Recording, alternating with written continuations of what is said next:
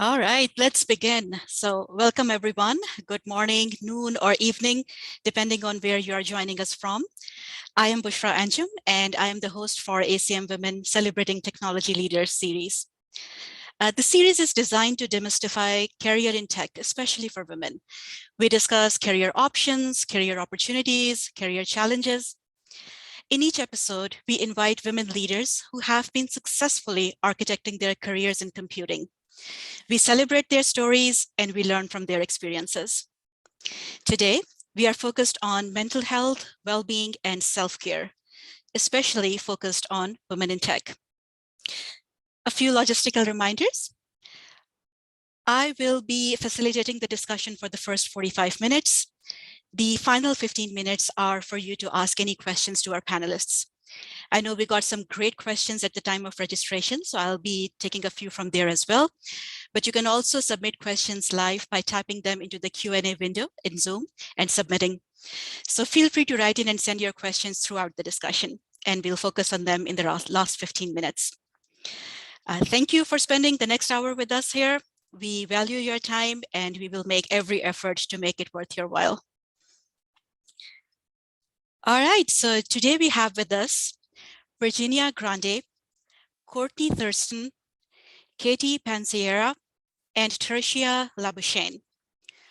All successful women in tech, all battling mental health challenges, and all very kindly having agreed to share their stories and advice with us. Rather than me reading bios and not doing justice to them, let's hear about them from them.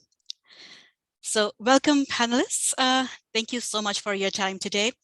Please tell us about your career journey and your biggest mental health challenge. We can go from Virginia. Thank you so much for having me here. I'm very glad that we're having this, what I think it's a very important discussion.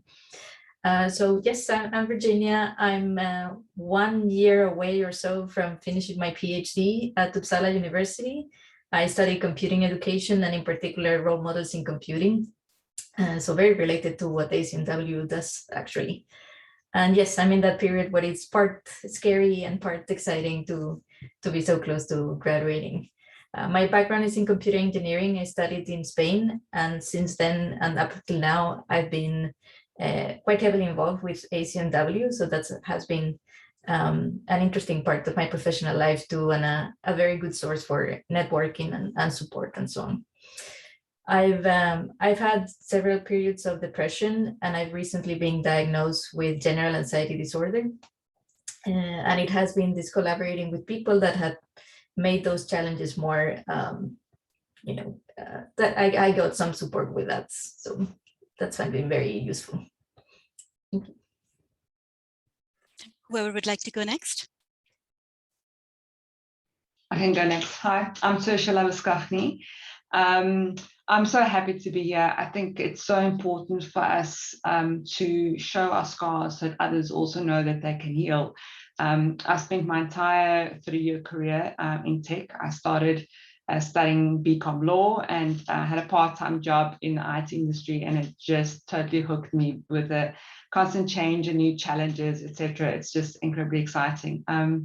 I've worked in almost every aspect of tech, from sales to business development, from ICT to retail to tech companies. So, my new role is the first one where I've actually been in tech in an end user customer versus providing services to customers.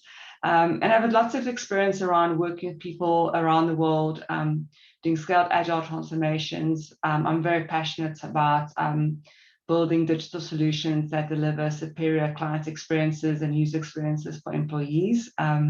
So that's really an area that I love. I've had many different roles. I think I've always tried in my career to always make a 5-degree change. So I've got a good breadth of experience, and been very privileged to work with people across many continents, many cultures, etc. So that's really been a fantastic way for me to be able to spend my career.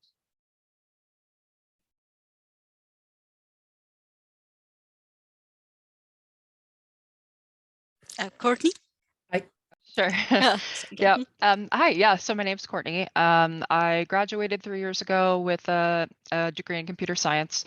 So I'm currently at Microsoft as a software engineer in cloud and specifically the data group. I did 3 internships here, so all throughout college, and that was pretty much my career journey here. Before doing software engineering in high school, I was really interested in mechanical engineering, so I did some internships at like SpaceX and Northrop Grumman and a couple other places, but it just kind of wasn't for me. So so I shifted once I hit college, and yeah, I've been at Microsoft ever since. So yeah, I guess biggest mental health struggles. Unfortunately, I have some PTSD from early life experiences. Have always kind of struggled with anxiety and depression.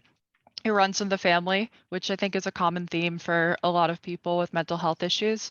You know, there's a component that's allegedly genetic, and so I feel like I got that. So yeah, unfortunately, I have kind of a lot of experience now living with anxiety and depression. I also have some medical issues that mean I have really low blood pressure. So I struggle a lot with feeling very fatigued all the time. And so that also kind of contributes to, you know, feelings of depression and low energy. So I would say that's kind of the biggest chronic struggle is just fatigue, and trying to kind of work through that in industry, especially, you know, holding down like a fairly traditional 9-to-5 job with a challenge like that is certainly interesting. So I'd say that's kind of my biggest one. That works well that you went first, Courtney. I'm Katie Pansura. I'm a assistant professor at Milwaukee School of Engineering right now. But before this position, I spent 5 years at Google as a user experience researcher. And prior to that, a year at Facebook in that same role as a UX researcher. Before that, I was in school since I was 5. And I have a PhD in computer science. And for me, like Courtney, I have kind of that familial history of depression and anxiety. And also I have a family history of migraines, which I inherited. So I've been dealing with chronic illness, like in grad school, I think it was 3 or 4 days a week, while holding down a full-time job while in grad school, and now teaching. And so that I think what Courtney was saying about that medical issues, and especially chronic medical issues, can contribute and exacerbate all those mental health issues as well. And I've done industry, I've done academia, and almost all my students go to industry. But I think that for me, this is a really important topic that doesn't get talked about much. And I think my first eye-opening moment for that was at a conference where all of a sudden we were comparing our antidepressant medication and realized everyone in this group of people in this group of PhD students in particular, was on antidepressants. And I think that part of that is grad school can be a very, very tough time. And so I think even if you haven't had issues prior, that's often where those issues come out for the first time. Thank you. Thank you for sharing that with us. And Katie, I have been a grad student, and yes, I have taken depression medication as well. So I'm fit right well into that club. Tertia, let me come back to you. So in your journey, what was the point in time when you realized or internalized that you have this mental health condition that you can't just ignore or power through? And how did that then slowly inform your healing journey? So, you know, I was kind of expecting it, but not expecting it. We had experienced a very traumatic event in our home that was related to work, and I was warned that there would be a potential risk for me to develop low-level depression or potentially PTSD. And within 6 months, that's typically the guideline that we were given. And around 8 months, I was at a work event, and we had our CEO on the stage speaking about values. And this specific event obviously was a total contradiction of the values that the organizations say they present. And it actually triggered a massive panic attack. Never experienced something like that in my life. Obviously left there, went to go and see a psychologist, and I was very soon diagnosed with PTSD. And I just instinctively knew this is not going to be an easy journey. And what was really interesting for me was that the psychologist said, Saoirse, with your personality type, you think you can do everything, you can power through stuff. This is not something you can do on your own. And it was a very vivid discussion to go home and tell my husband that this is that what I've been diagnosed with. And I mean, to a large degree, we didn't know what it is. I think there's a lot of misperception around PTSD, who gets PTSD, what it means. And PTSD is a very personal process. I don't think every person's PTSD looks the same. It depends on, first of all, it does depend on what actually happened to you, how it happened to you. It depends on the support structure that you've got around you, because PTSD really is a disassociation with yourself. You literally disconnect yourself from yourself. And I always explain to people that it's a feeling like somebody puts a glass dome over you. You think you're operating, people see you operating, you think it's normal, but actually there's no real, you don't feel connection. So that I'm sharing that with family and people, and finding those people that understand that is quite important. But I think that message that the psychologist gave me to say, you cannot do this on your own, to a certain degree, was possibly the best thing, because a lot of what happens is you feel ashamed for not being able to cope with it, for dealing with this. And of course, PTSD, I think personally for me, became worse before it became better. And it's only when I started actually having what they call amygdala hijack, or PTSD blackout. You don't physically black out, but you actually lose time. And it's only when I got to that point that I really realized that traditional therapies was not going to work for me. And I had to find, and also similar to most other people, the first reaction was to put me on 3 different drugs, which I didn't want to use. I wanted to work through what this was. I think PTSD, whether it's familial DNA or whether it's just a build up of experiences. I mean, women are so much more likely than men. And they reckon up to 60% of women would actually have PTSD somewhere in their life. And it's not just the experiences, it's also, there's more and more research now around how physical health issues predispose you to PTSD. So I had malaria when I was 18 years old, cerebral malaria. And cerebral malaria now, many years later, we found out is actually a precursor for PTSD, because the myelin sheath in your brain is actually damaged.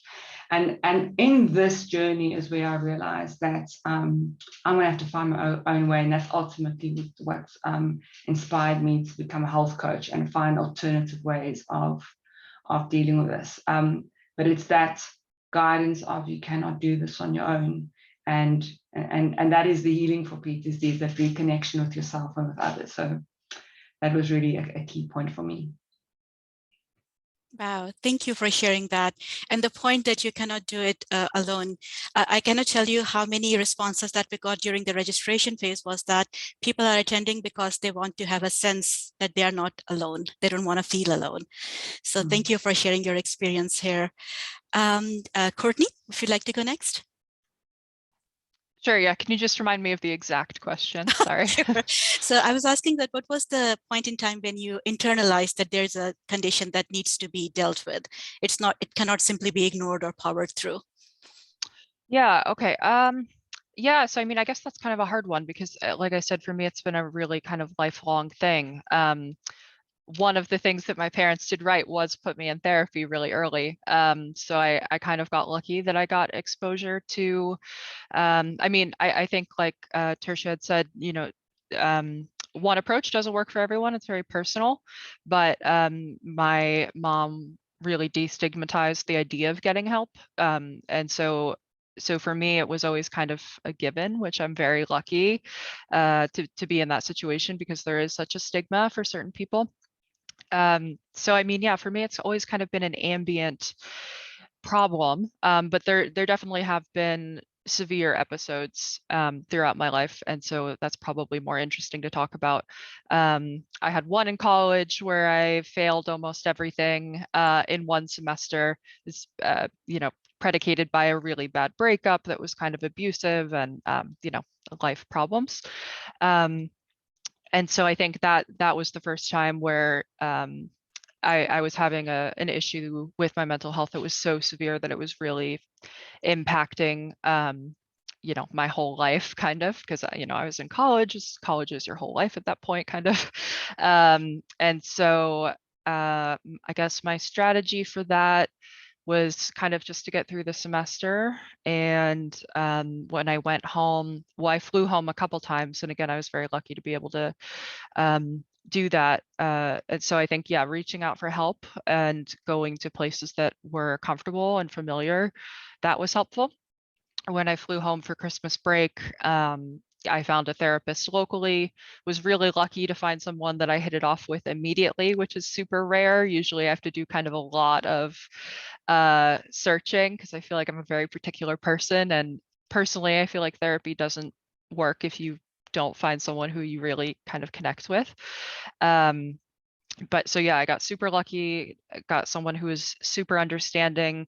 You know, and the next semester was really not that much better, but I think because I had taken a couple steps towards improvement, I felt like it was no longer such an impossible situation, because I had taken those demonstrable steps of improving. So I think, you know, even if you can do a little bit to improve your situation or take one step forward, that can have a really huge mental impact. And then I would say, you know, in my professional life, I've had one other kind of big, I guess, incident, episode, whatever, which I think was really predicated by COVID. You know, I am an introvert, but I think being around other people, I kind of do gain energy from at least being around things that are happening. And so being at home was just incredibly isolating. My mental health really just started declining, slowly at first and then very rapidly in 2020. And by the end of the year, it got so, like, my depression and anxiety and everything just got so bad that I couldn't even log it into my computer in the morning because I would just feel like I was going to vomit. I don't know, I was in such a low place that being able to do work just didn't seem possible, because I couldn't do anything else either. So like logging in and doing math problems all day is like quite a high ask when you're in that kind of situation. So I actually ended up taking short-term disability slash FMLA, which protects your job for 12 weeks. And so that was a really monumental and frightening step to take. I feel like no one talks about what it's like to sort of temporarily quit your job almost. But for me, I think that maybe this answers the question most directly. Like, when I couldn't get up to even log into the computer as someone who lives on the internet, it was clear like something's seriously wrong, and I have to step back. I took three months off to just focus on me. I like slept a whole month, and then I did doctor's appointments for a whole month, and then towards the end, to improve my anxiety around employment and having a future, I like slowly started doing LEET code and cracking the coding interview and just like little exercises to feel like, okay, well, if this doesn't pan out, I can interview somewhere else and it'll be okay. So that was a big turning point. I don't want to ramble for too long, but that was definitely, I think, the worst situation I've encountered, and one where it was very clear that that I needed to do something about this, even though what I did was very terrifying, and definitely something that doesn't get talked about enough. So I hope that answers the question. Yes, and there is no rambling. We appreciate you sharing your experiences in such thorough detail. And we'll come back to this notion of taking time off from work. Katie, Virginia, anyone who would like to go next?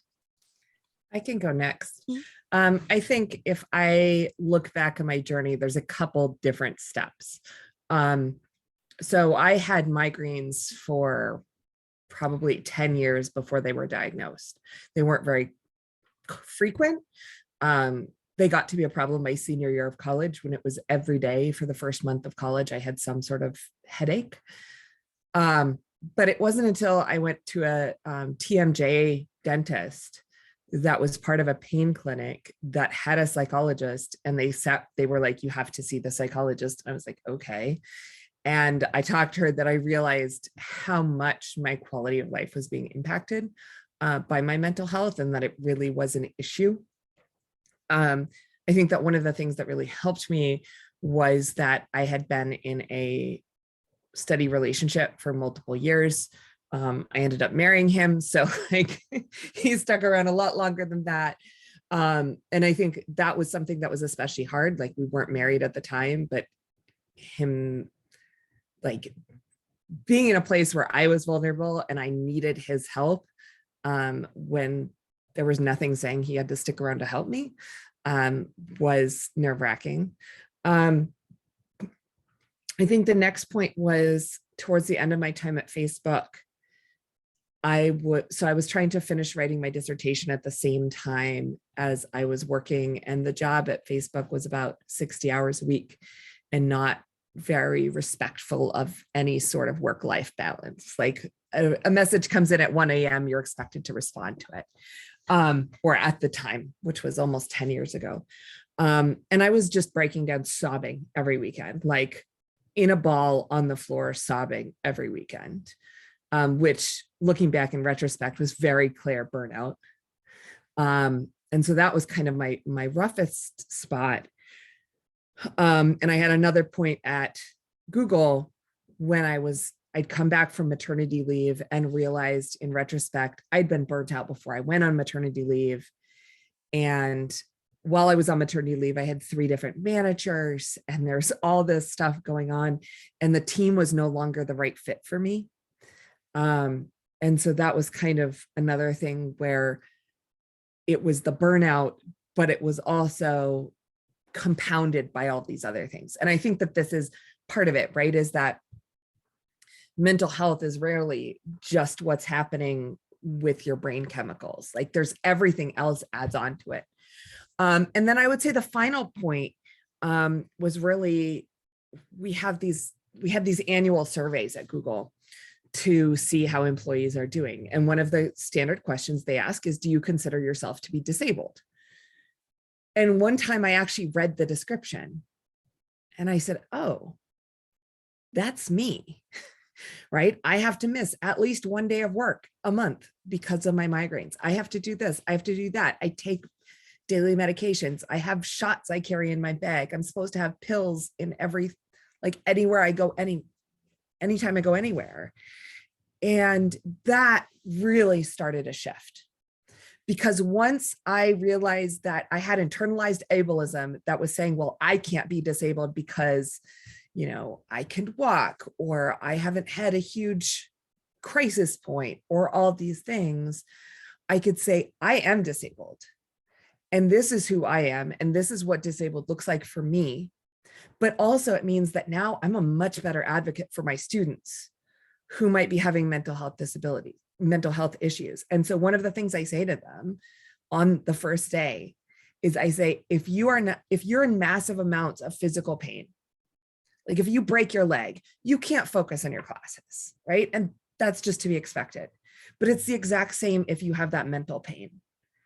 And so my goal as a teacher is for them to take care of themselves as people first. And I think that me accepting the label of like, I am disabled and this is what it means for me. And because we don't talk about this in our society, there's the stigma against it. And instead, I openly say this on the first day of class. And I have students, I've literally kicked students out of class who come in and say, oh, I haven't slept in 36 hours. And I say, go home. That hour of sleep is going to do you much more than sitting in my class for an hour will. And I know that's not common, but I think that kind of that point of acceptance for me has been a point where all of a sudden I can take this journey and use it to help others. Well, thank you for trailblazing that. It may not be common right now, but that's something we all are working towards. Virginia? Yeah, I'm getting very emotional, so let's see if I can go through this. Especially as a PhD student, I could really relate to what was being discussed. I wanted to touch upon what Courtney said about the pandemic. I have two small children, they're 2 and 4. So with my son, when I was finally thinking, okay, now I'm gonna stop with parental leave and I'm gonna go back to work, then suddenly it's not possible to go back to work in the sense that I was expecting, and that hit me really, really, really hard. Came to a point where I don't feel I'm able to take care of my children, at least to the extent that I would like to. And so you're feeling you can't work, you can't take care of your family, and that was really hard to deal with. And that happened in both sort of postpartum periods. And I feel that's something else that we don't really talk much about. Like I got much more support during the pregnancy than after. Even though I have the privilege of, paid parental leave, and I've been on sick leave on and off paid as well. But before I had kids, when I moved from Spain to Sweden and I finished my exchange year here, I was trying to look for a PhD student position here, but I spent like about a year and a half with temporary jobs where when I was working at the university as a teaching assistant and a research assistant with many projects in parallel just to, reach to a full-time position. And the constant context switching was a lot. I also, as exchange student, you get a social network that suddenly goes away when these people go back home. And so you have to rebuild that. Swedish society is not known for being like super outgoing and like reaching and so on. And coming from Spain, it was such a culture shock as well. So I found myself dealing with so many things at the same time. And coming from a culture where mental illness doesn't exist, right? Like Bushra said, you're supposed to power through this. Don't let these problems. I have people telling me you don't have anxiety, you just have problems. Like, well, it's not incompatible, right? So what changed for me is that in one of these many projects that I had at the time, I was setting a meeting with one of the senior academics that I was reporting to. And I emailed her saying, if you see me tomorrow that I seem like unfocused or not motivated, it's not that, it's just that I'm not sleeping well. So I'm just tired. And so when I got to her office the day after and I said, hi, she told me, sit down. And she directly told me, why aren't you sleeping? And she didn't ask me about work, she just said, what's going on? And we talked for literally 4 hours. I've never had a 4-hour conversation about my mental health at work. But that really, really helped me because here's this senior researcher validating how I'm feeling, telling me this is serious, you have to do something about this. This is not just, well, I'll sleep later. And I think what was really helpful is she told me, I know a lot of people who have burnout. You're describing all the symptoms. If you don't do something, this can get really bad, and this can have long-term effects that you don't want to have or experience. So after that conversation, I talked to a doctor to see if I could get some help with my sleep. And I also started therapy. And I can relate to trying to, you have to try different therapies, different kinds of therapy until it works. So it is a bit of an unpaid internship, and like it takes so much money and so much time. But for me, at least it was worth it to, I can see progress, and it was really helpful. So I'm really thankful for this person at work that really changed how I approach my mental health.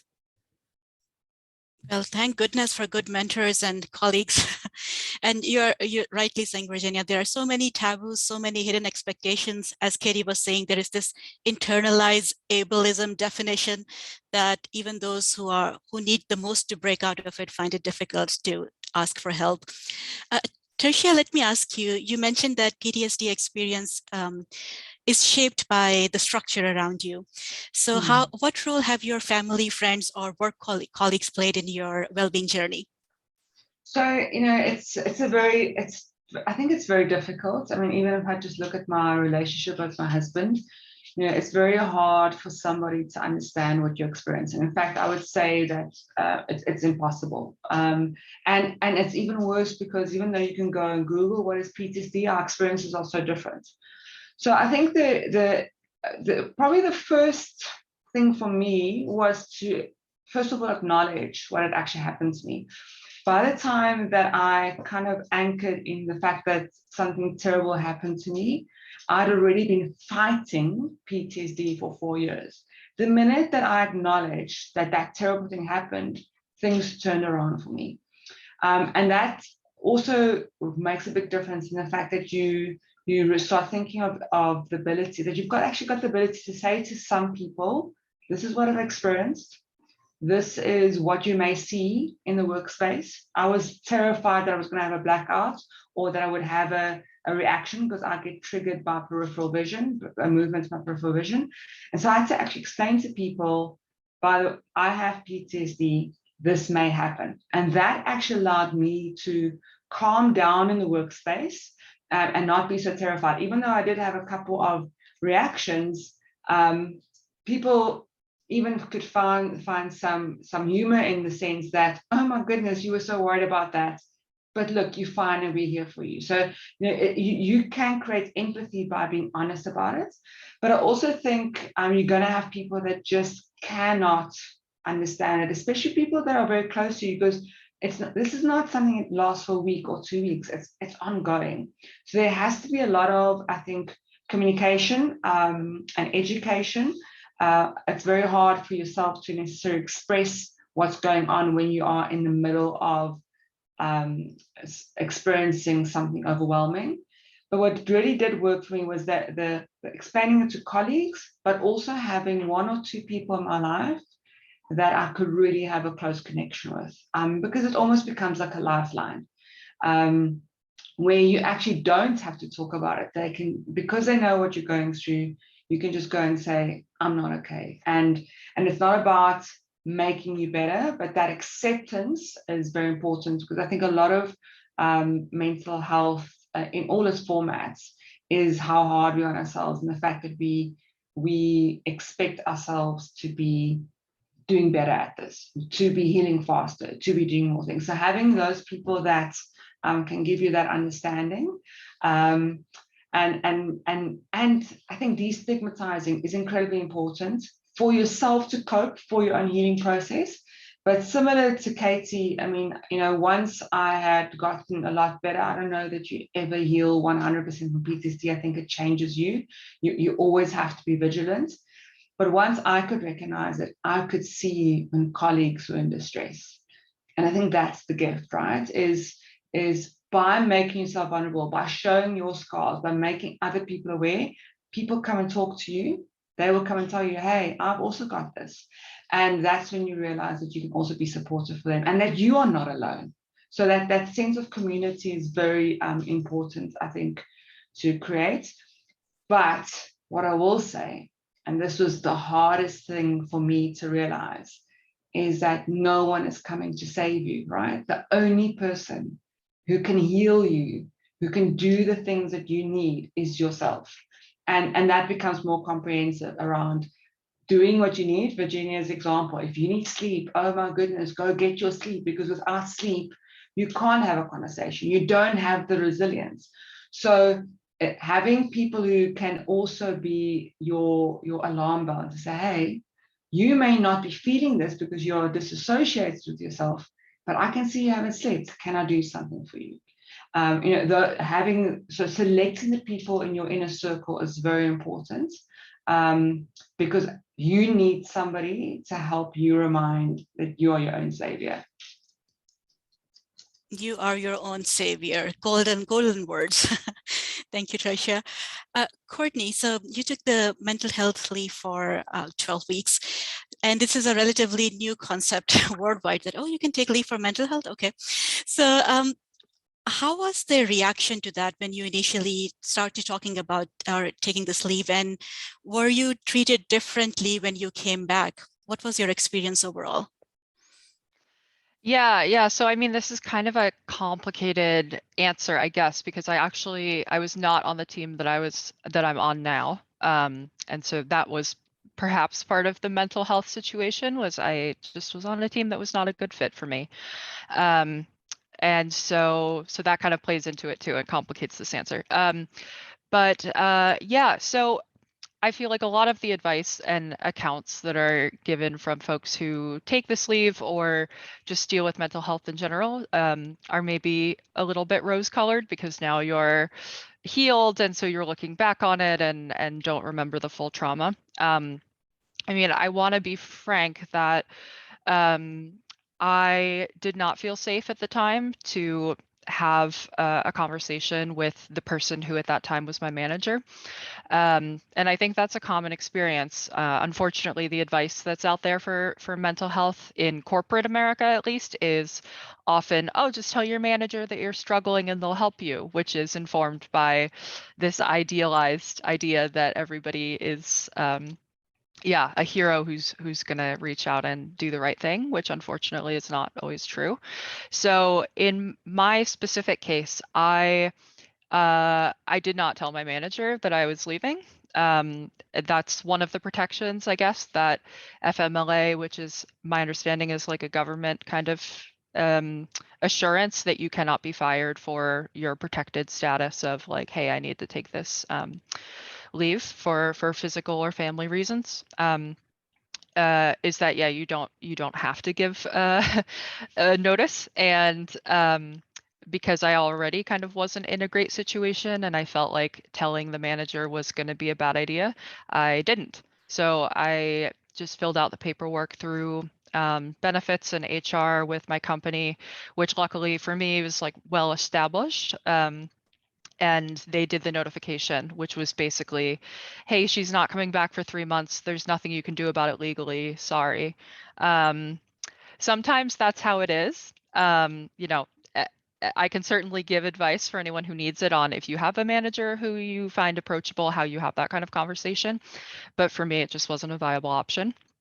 So I just dipped. And frankly, I know that might seem like an unprofessional thing to do, but I was in a situation where I had to save myself. And so I chose me over that particular person. And I don't regret that decision. So I would say, luckily, yeah, I have really supportive family and friends. And so, yeah, really, I you know, let people know that I was doing this. And kind of similar to what was just said, I had so many people come to me then and say, oh, I was thinking about taking this leave. Like, how do I do that?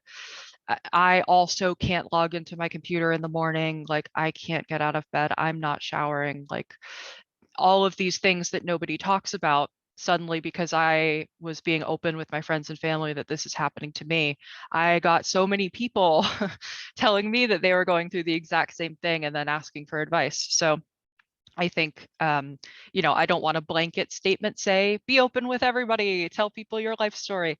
But if you have a safe circle of family and friends, I think it can be helpful to be transparent, because so many people are suffering with what seems like these huge problems, and maybe are, but then you all just suffer in silence, and the same thing is happening to all of you, and yet none of you know that the other is kind of going through this very similar situation. So that was really helpful. And then I would say kind of key information when I transitioned back, like I said, I wasn't in a team situation that was very congruent with my life in many ways. And so I think that was also a turning point where I knew I needed to leave this team. You know, for everyone involved, just isn't the right fit. And so I guess kind of the advice that I just gave, but in reverse order. I tried to identify people that I thought were safe at the company to talk to, which I should also note is not always, like I said, a manager, and is not always HR. Those people work in the interest of the company. Not to say that there aren't great people, but you know, it can be hit or miss. It's not a blanket rule that any HR person you go to talk to is going to be helpful to you.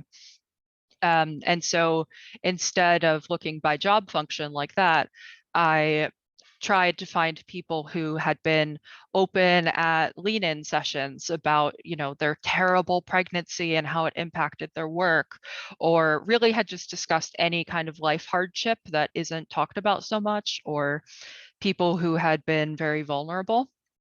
And I also called on my kind of long-term contacts. One of the people who interviewed me for my first internship way back in, I think 2015, when I was like a baby freshman, I had kept in touch with all these years, and he became a pretty powerful person at the company.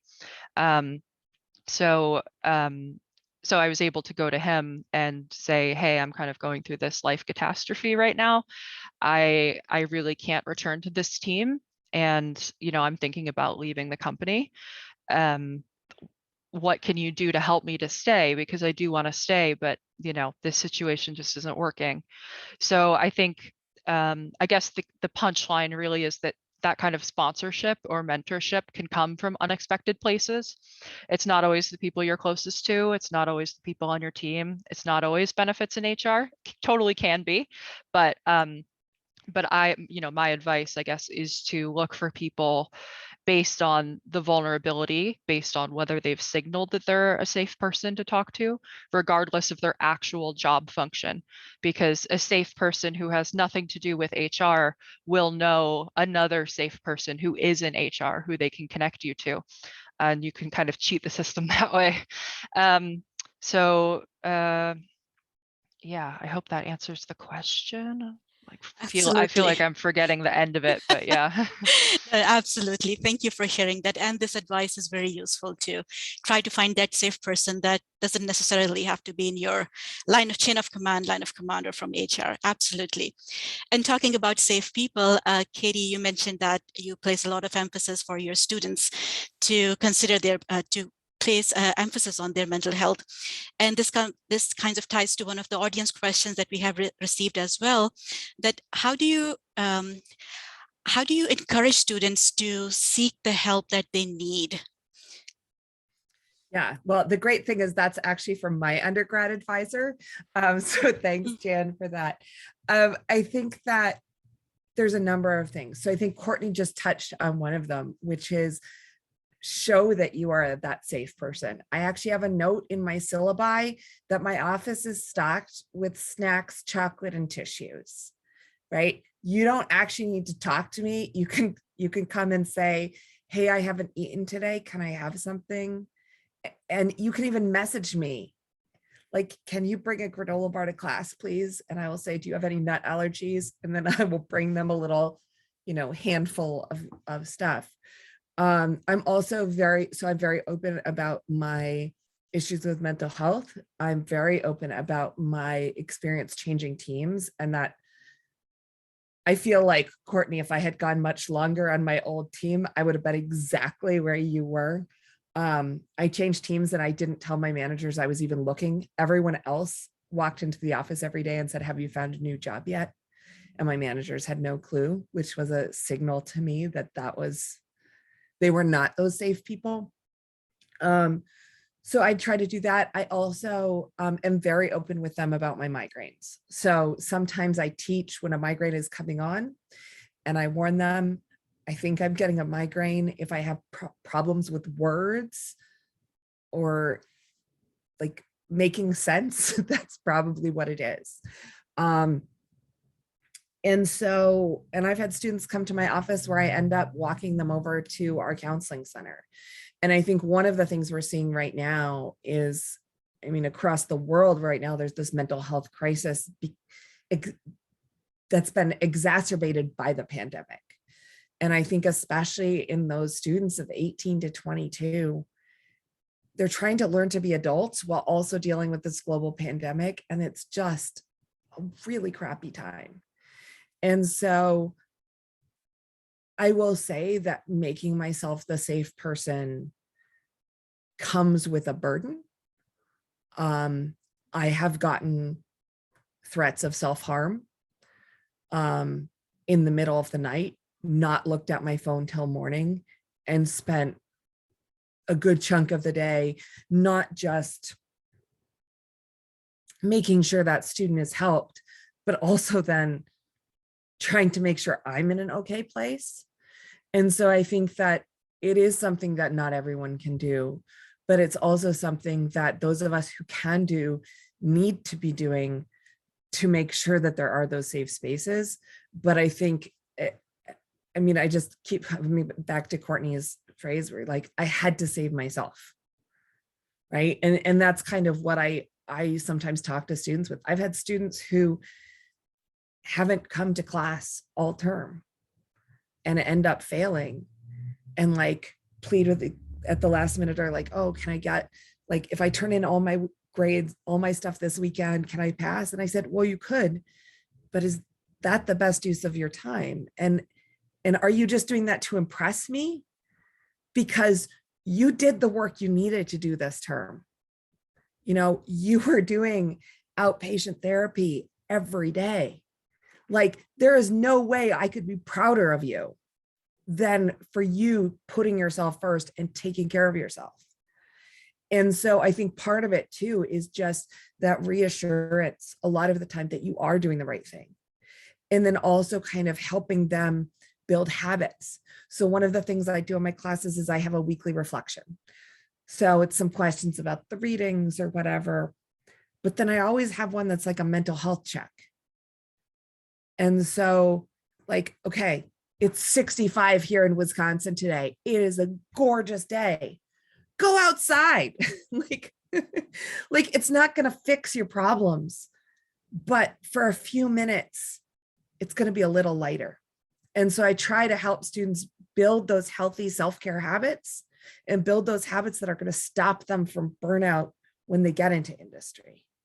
And I think the other thing I do with my seniors who are graduating, we expect students here to be putting in 65 hours a week on their classes.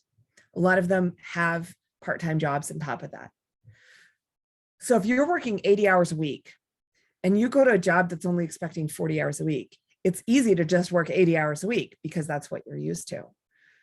And I had one student who was like, well, I think maybe my company has this volunteering thing and I'll sign up to volunteer. And I was like, no, you need to sit your butt on the couch.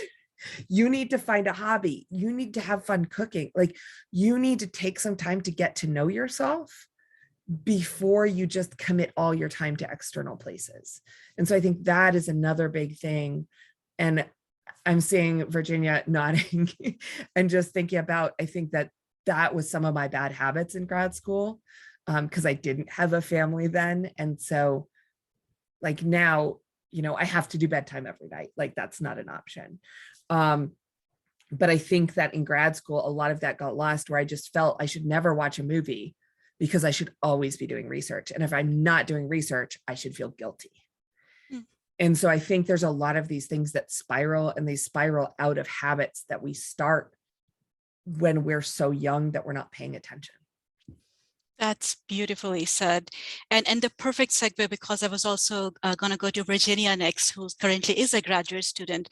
Virginia, any tips or advice that you would have for other graduate students, things that you learned yourself that helps you get into a better place? I think it sort of has been said in different ways that you have to really build a network. And when I started, I thought that meant I need to go to conferences and start talking to senior academics, and that would really trigger my anxiety. No way I'm going to talk to a stranger who's I feel is quite intimidating. But my experience now is that I'll actually talk to other graduate students, and if you can't do it in person because it's not easy for you, then I use Twitter, for example. That has been a great source to write to people instead, or get to know a little bit about them and then be able to approach them. The internet is full with memes about graduate school, so you're definitely not alone, but it's not the same as actually talking to a person who's experienced the same and can give you different tips. So I think my first tip would be that, to try to talk to other people, which is similar to what has been said. And I think another thing that has worked well for me is to divide tasks in very small chunks. Like, there are mornings where I feel like I just can't get out of bed. But okay, so what about the only thing I'm going to do today is go have breakfast, and then I can go back to bed the rest of the day if I really feel like I can't do anything else. But turns out that when you get up for breakfast, maybe, okay, how about we have a shower, and if we can't, then we go back to bed. And so little by little, I could do things. And if you translate that to working on a paper or so, I would say, okay, let's work 5 minutes on this. And then if I can't, I just stop. And I think 99% of the times I could actually work much more than I initially thought, because it's that starting that was really, really hard for me, feeling that I can't do this, and then realizing that, well, you don't have to start doing your best job. You can just start with good enough, or not even that, just start, and then see if someone can help you find out what good enough is. Because I think that was one of the hardest, well, it is one of the hardest things for me to know, when should I stop? When is this acceptable? Absolutely. Good enough is good enough. Tertia, especially with your background as a health coach, and tapping into an audience question as well. One is that how can we encourage other people, especially if they are teenagers, to seek the kind of help that may push them into moving towards better careers and sounder career paths, because of course they are no longer minors. We cannot force them, but also they might be needing help, or the adults might be seeing signs that they need help, which they are not yet able to recognize themselves. So how to have that conversation and how to encourage them to do that? Yeah, so I think if anybody tried to tell me what to do with my PTSD, I probably would have ignored them. And I wasn't even a teenager. I was in my 30s when this happened to me. So I think it's a very hard thing. One of probably the one thing that anchored with me around PTSD, and I think it's true of most mental health issues, is that you can't heal your mind with your mind. You heal your mind with your body. So although it is about seeking help, and although it could be about talking to somebody, all those things are critically important, because that is what you need to feel connected. It's what you need to get insights in terms of understanding that you are good enough, that there's no reason to feel shame about this, especially in a world, and we've touched on it. Everybody's going through something, they just don't know about it. In fact, my first blackout was actually at a work event where it got triggered. And I got my consciousness back lying in the bathroom with my feet in the toilet with my head on a colleague's lap. And they thought I had a reaction to antibiotics and said, what happened? And it's a blackout. And they just pour their hearts out. So being able to share that is important, because everybody's going through it. But probably the most important thing I think you can do for somebody is not to tell them to go and get help. It is to help them come back into their body. And whether that is sitting with them until they're breathing deeply, whether it is, like Virginia said, go sit in the sun, Katie said, go sit in the sun for 10 minutes. Help somebody find those moments of calm and presence, because the reality is that when you're in that amount of distress from whatever issue you're dealing with, your body cannot function, it cannot recover, it cannot rest, your immune system cannot function. I mean, there's physiological differences that happen. So I would not say try and convince somebody to go get help. I would say pull them into activities that help them. And those are physical presence activities. It could be, hey, smell this rose, smell this lemon, connect with the senses. It's something simple. One of the techniques that really worked for me, it was hard and I got it wrong, and that is actually what helped. So I would go into environments, and something as subtle as a temperature change could trigger my hijack, because really your body just thinks that you're unsafe. And I was taught a technique to say, name 5 things you can see, 4 things you can hear, 3 things you can touch, 2 things you can smell, 1 thing you can taste. And I got that order wrong, but it didn't matter, because the minute I had to do those things, I was coming back to my body. And so the more that you can help somebody come back to that body, the more their brain, you're actually training their brain. You are teaching them what it feels like to feel good. And the more you feel good, luckily for us, that's about it. The more we want to feel that way. So definitely it's not about telling, it's not about doing, it's find ways to get people to connect with their senses, with their body. And the more you can do that for them, the more they will start doing it for themselves. Wow, that's so profound, that you cannot heal your mind with your mind. You need your body to heal your mind. Thank you, Tertia. Taking another audience question, Courtney, I'll bring it up to you. So burnout. How to recognize burnout, especially as we work in the tech industry, which is very aggressive. In fact, one of the reasons for putting this panel together is to say, hey, tech industry and mental well-being, they can go together. See, we have examples here. So how to recognize burnout as you're working in the tech industry, and B, how to approach that conversation with perhaps your manager. Yeah, I mean, I think burnout manifests in many different ways for individual people. It's a very personal thing. I guess what I would say that maybe generally applies is, I mean, there will come a time when it becomes very obvious because you are burned out. What I would say is that I feel like in the couple instances in my life when I've definitely completely burned out, I kind of knew it was coming, and I kept trying to tell myself, oh no, like I'll get back on track.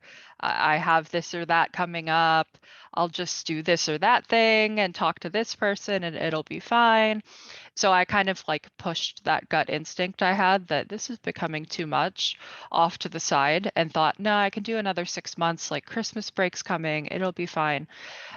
So what I would say is, if you start to have that thought, like, I wonder if I'm burning out, I feel like I might be kind of burning out, but I could go further. You're burning out, like right now.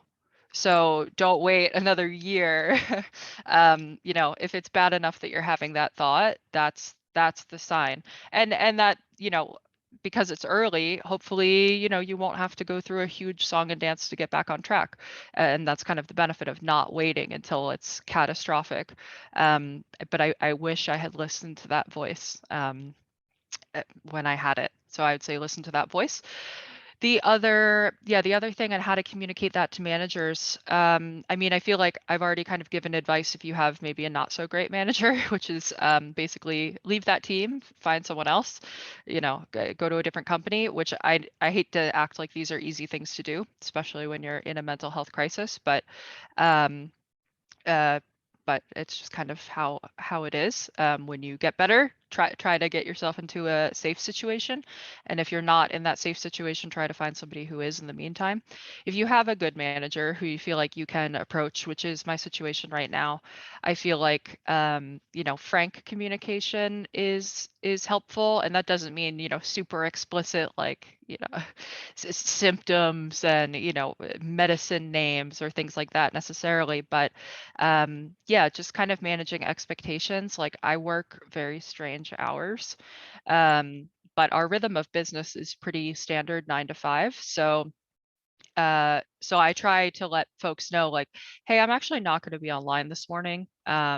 You know, and I don't tell them because it's of the crippling fatigue that I'm feeling, but just like, I will be online between these hours instead. So if you're looking for me, I will be here probably from 3 to, you know, whatever, 10 instead of at 9 to 5. So I think just expectation setting is one thing. Another is something that, and I wish it's like a very snappy quote when you say it right, but I can't remember the snappy thing. A mentor told me something, and he's very, very senior. He's like very impressive as a person in a way that I could never be. So I really admire that he said this, and he was like, yeah, in tech, your manager has to give you, or has to balance like scope, resources, and time. And so if they are increasing the scope of a project, then they better also be giving you more resources and more time. Because in this industry, what folks try to do a lot is increase the scope or decrease the resources, and don't change the scope, just like do combinations that don't work. And he said, you know, push back against that. So if your scope increases, you better have more time and more resources. If your deadline gets pushed up way sooner, you better have a more limited scope and more resources. And I think I always go back to that formula with managers and just hold a hard line to say, like, these are the 3 things that factor into the reality of technology. So if you're going to cut one of them, you better give me the other 2. And I feel like it's just kind of an objective fact that helps you argue if nothing else works. Yeah, and I mean, otherwise, yeah, if you're dealing with a safe person, then I feel like generally you can just kind of straight shoot about, you know, I'm not doing very well today. When can I make up that time? Like, is it cool if I take this set of tasks instead of this other set? Because with this set, I can work at 3 a.m. when I'm actually feeling okay. You know, how can I reprioritize my work to kind of work for me? Those conversations I think have gone really well, because ultimately your manager can't like cure your mental health problem, but they can help you kind of figure out how to strategize your work so that you can still work a job and be successful at it. But that often involves, yeah, changing scope, resources, time, changing the priority of tasks, things like that. So I guess that's my advice for conversations with managers who Thank are you. safe. Yeah. Of course. I just want to Thank you, Courtney. pipe Please, in Katie. Mhm. with a couple of resources.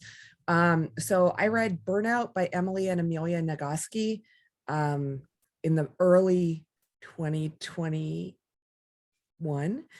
They also have a podcast called 2020 Feminist Survival Podcast that if you can't buy the book, the first few episodes are a summary of the book, but they talk a lot about that notion of your body and what your body needs to heal from burnout and stress. And so I think that were really helpful tools for me, not just in identifying it, but helping me break the cycle of burnout.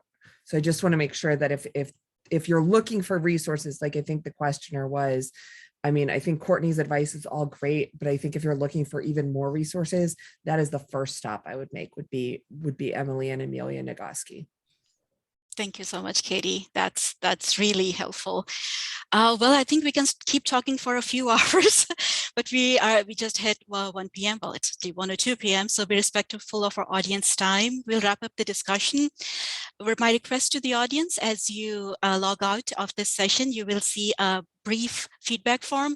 It is brief. It will not take more than 2 minutes because I designed it, so I know, but that will really help me know how this session was. What is it that resonated well with you? And what are the kind of topics that you would like us to have conversations on in the future? So please, please, please do fill out that feedback form.